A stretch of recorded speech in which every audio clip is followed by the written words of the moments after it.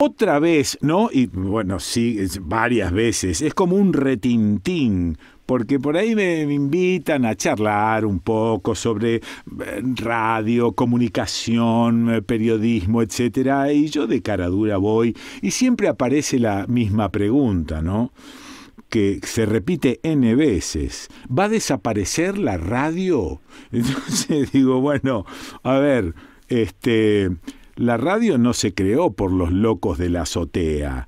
La radio es radio desde siempre. Desde la época de las cavernas, a la noche una fogata, gente alrededor y un tipito contando su encuentro desgraciado con un pterodáctilo. Entonces digo, bueno, ¿eso qué era? Y es más o menos lo mismo, ¿no? Y había un viejo, no sé si llamarlo apotegma, que decía, nada desaparece, todo se transforma.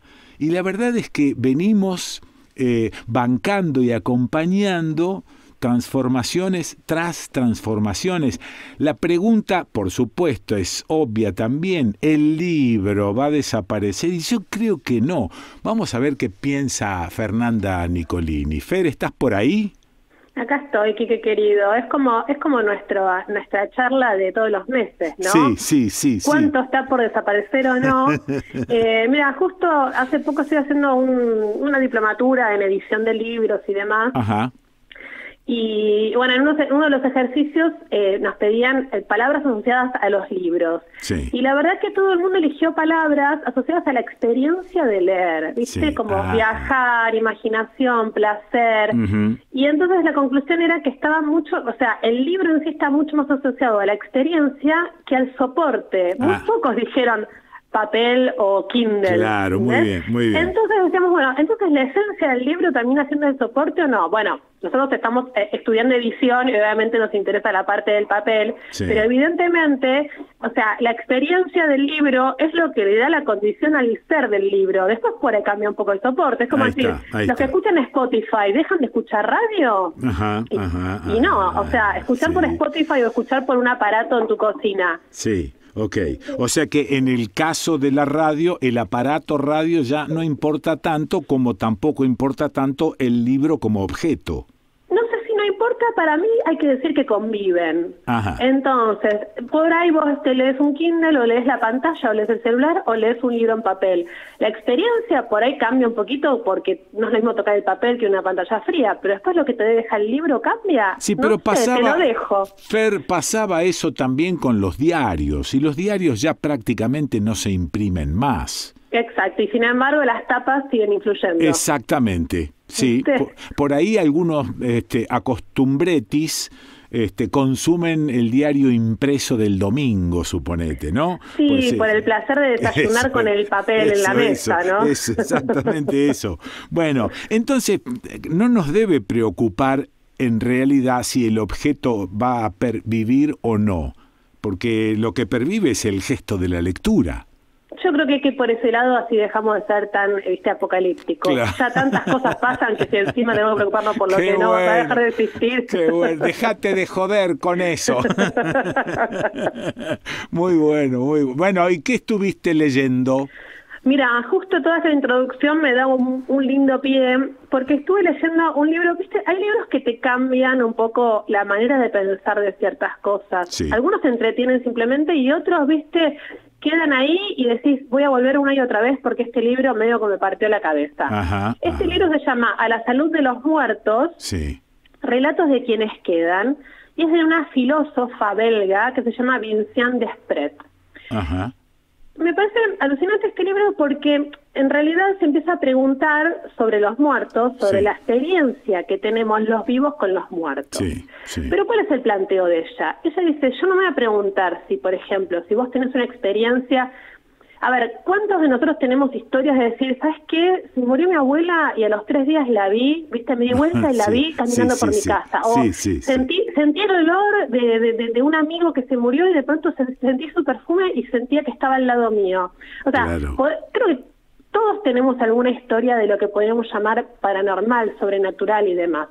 Sí, pero tampoco, Fer, creo que no es necesario llegar a la paranormalidad. Mi padre murió hace muchísimos años Sí. y sin embargo yo estoy en mi galpón con mi mesa de carpintería, haciendo cosas, siempre estoy cortando, soldando, poniendo y sacando, y mi viejo está al lado mío, y no es una experiencia paranormal. Bueno, esto es lo que plantea Vincent Desprez, mirá qué lindo lo que contás, porque ella dice, vamos a suspender la racionalidad y ponernos a pensar si es real o no lo que nos pasa. Claro. Estudiemos las experiencias. Sí. Entonces, ella empieza a investigar, en realidad su trabajo, su investigación arranca sobre esto, investigar como la presencia de los muertos entre los vivos. Ahí Entonces está. ella dice, yo voy a dejar de lado mi paradigma freudiano, psicológico, que dice que hay que hacer el duelo y encerrar a los muertos en un placar y decir, bueno, Sí, ya está, sí, se murió, sí, desaparecieron para siempre y no Claro, existen más. ¿Viste? claro. Esa racionalidad Ah. psicoanalítica. Ujú. Dice, y también voy a dejar de lado todos mis estudios antropológicos o sociológicos que intentan encontrarle una explicación a lo que nos pasa Claro. cuando tenemos esas experiencias. Sí. Dice, lo que yo voy a hacer es dejarme guiar por lo que me recomiendan y cuentan los otros. Ajá. Entonces, ella empieza a preguntar sobre experiencias sobrenaturales, amigos, amigas, alumnos, colegas, y esto que te decía recién, todos empiezan a tener historias para contarle. Ahí está. Y ella lo que dice es, lo hermoso de estas historias es, primero la vivencia, la experiencia, ¿viste? Te lo cuentan y no importa, no te dicen, no sé si fue verdad o no, te dicen, me pasó esto. Listo. Entonces ella da vuelta a la teoría, dice, bueno, me interesa ver qué les hacen hacer los muertos a los vivos. Entonces, también hay, por ejemplo, son varios capítulos, ¿no? Un capítulo analiza esto, ¿qué nos hacen hacer los muertos? Entonces analiza los sueños, cuando dicen, no, soñé con mi papá y me dijo, no vendas la casa. Claro. Claro, Sí, soñé sí, con sí. mi mamá y me dijo, tenés que ir a lo de fulanita porque se siente sola a Muy bien, acompañarla. Muy bien, muy bien. Entonces ella plantea armar como una trama narrativa de cómo los vivos podemos seguir conviviendo con los muertos Sí. sin sentir que desaparecieron para siempre. Qué bárbaro. ¿Desaparecieron? ¿No desaparecieron? ¿Creemos en el más allá? ¿No creemos en el más allá? No importa. Lo que importa es la experiencia con la cual nos vinculamos con esas personas que ya no están físicamente con nosotros y que, sin embargo, en el plano de lo cotidiano se nos aparecen. Claro, porque hay algo que nosotros respetamos a rajatabla, que es la muerte biológica, ¿no? Claro, Esto exacto. es lo más importante. Lo otro es o superchería, o no sé lo que te pasa, o soñaste. Pero yo sigo sosteniendo que la verdadera muerte es la desaparición del último que te recordaba. Esa es la Bueno, verdadera muerte. Totalmente. Bueno, ella habla mucho de la memoria, de la construcción de las memorias, Sí. cómo las construcciones de las memorias hacen presentes a esas personas que ya no están. Ahí está, sí. Ella habla mucho también de cómo otras culturas incorporan a sus muertos también y esto, suspenden la incredulidad. O sea, no importa si físicamente o según las leyes de la racionalidad Ahí está. y ¿viste? De iluminismo esto pudo haber sucedido. Sí, sí. Lo importante es lo otro, es cómo las sociedades empiezan a incorporar esto que no hay explicación y no la buscamos, Ahí simplemente lo vivenciamos. Sí. Y ella va desde eso que te contaba de los sueños a escuchar relatos y después buscar en los libros el correlato de esos relatos en otras culturas. Hay un pequeño capítulo sobre el espiritismo, que es muy Ajá. interesante lo que hacen los mediums y Sí, demás. Sí. Pero siempre no está en el plano de lo esotérico, está en el plano de la experiencia. Y eso me parece hermoso, porque también es un gran consuelo. Sí, ¿Viste? sí. Porque uno puede empezar a pensar, no sé, yo tuve experiencias ahora cercanas de un amigo que falleció y demás, y yo me pongo a pensar, bueno, a ver, ya está, desapareció para siempre. Yo empiezo a encontrarlo por ahí en pequeños signos, ¿viste? sí, Entonces, señora. un libro que él me recomendó, Sí, entonces sí, sí. está de nuevo conmigo. Sí, sí.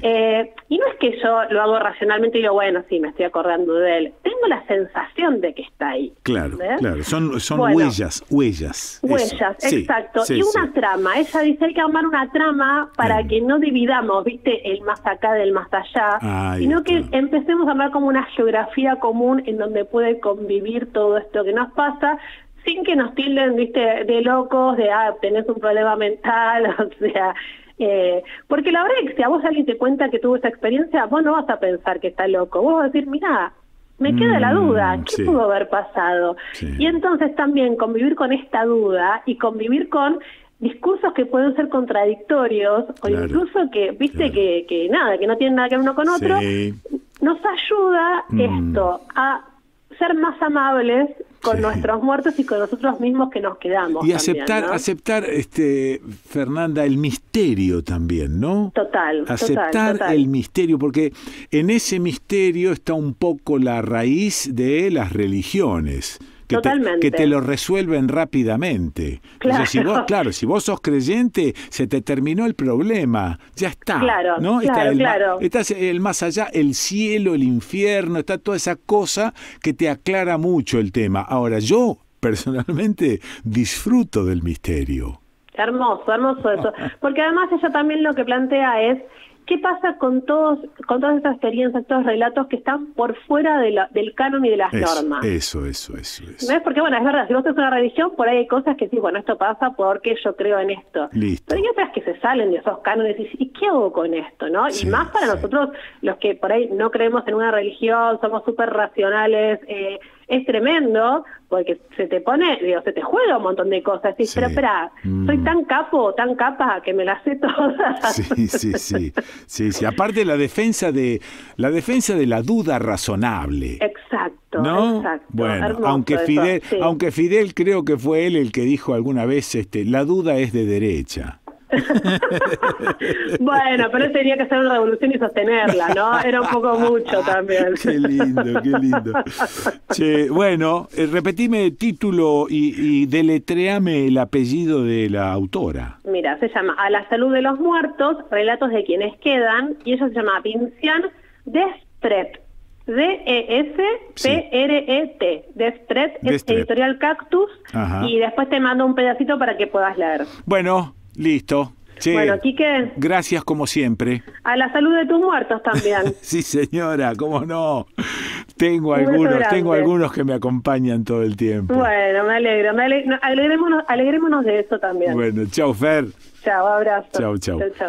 Bueno, la escuchaste a Fernanda Nicolini. ¿Dónde la escuchaste? ¿Y dónde la vas a escuchar a Fernanda Nicolini? En El Desconcierto.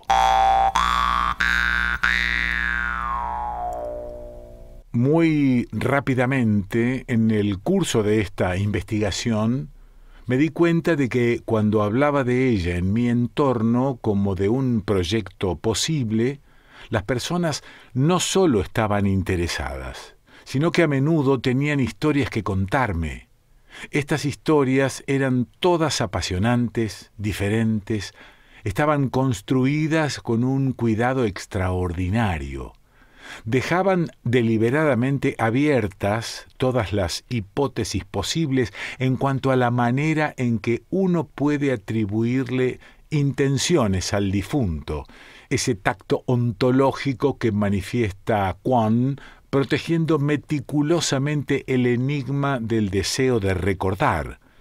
Cuando comencé a tomar dimensión de esta inteligencia particular de los acontecimientos, me di cuenta de que lo mejor sería dejarme guiar por las personas que iba conociendo. Abandoné decididamente todos los métodos de investigación que me eran propios. Renuncié, por lo menos provisoriamente, a la literatura psicológica y antropológica. Solo volví a ellas más adelante. Abandoné el plan bibliográfico.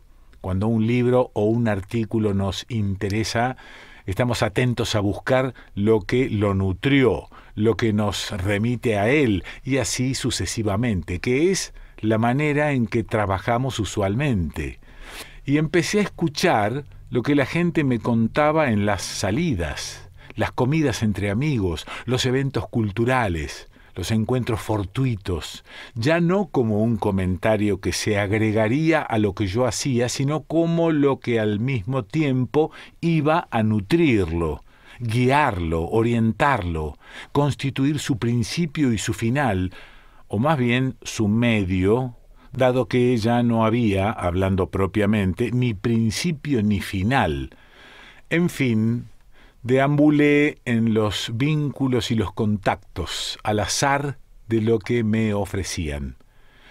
Mi proyecto interesaba, claro está, tuve que aprender a presentarlo, a contarlo y muy rápidamente comprendí que mientras mejor lo formulaba, más personas estaban interesadas por lo que me interesaba y tenían más cosas para decirme y para mostrarme. Yo decía, llevo adelante una investigación sobre la manera en que los muertos entran en la vida de los vivos, entre nosotros, hoy en día, y cómo los hacen actuar. Trabajo sobre la inventiva de los muertos y los vivos en sus relaciones, con la dificultad de que los vivos tienden a dejar que los convenzan fácilmente de que se otorguen todo el crédito por esta inventiva. Contaba a veces algunas de las cosas que había escuchado. Tengo una amiga que lleva los zapatos de su abuela para que siga recorriendo el mundo. Otra se fue a escalar una de las montañas más altas con las cenizas de su padre para compartir con él los amaneceres más bellos. Conozco a alguien que cada año, en el día del cumpleaños de su esposa difunta, prepara su plato favorito. Una de mis amigas recibía regularmente por las noches la visita de su marido recientemente fallecido. Le ordenó que decida: escucha, Hubert, tú nos abandonaste a las niñas y a mí. Ya es bastante difícil, así que tienes que decidirte, o estás vivo o estás muerto, pero no te quedes así entre los dos. No volvió más. Una mujer joven embarazada cuenta que en la víspera de su primera ecografía, su padre vino en su sueño para decirle que estaba feliz de que fuera un niño, y en efecto era un niño. Pero lo que importaba era que su padre le quería decir que compartía esta alegría con ella. En lo que a mí respecta, llevo siempre conmigo un pañuelo de mi padre. En caso de tristeza, todavía hoy me consuela. Yo no pedía nada, pero muy rápidamente me contaban, a menudo con alegría, a menudo también terminábamos todos con los ojos un poco rojos, al borde de una risa feliz. Rara vez decimos hasta qué punto ciertos muertos pueden hacernos felices, porque había una suerte de connivencia mágica y apacible, y teníamos el sentimiento de que era protegida por quienes evocábamos. No era ni el régimen de las confidencias ni el de la compasión, más bien se trataba de un interés intelectual y sensible compartido. Mi mundo se pobló de historias y de muertos que no conocía. Del libro A la salud de los muertos, relatos de quienes quedan, de Vincian Desprez.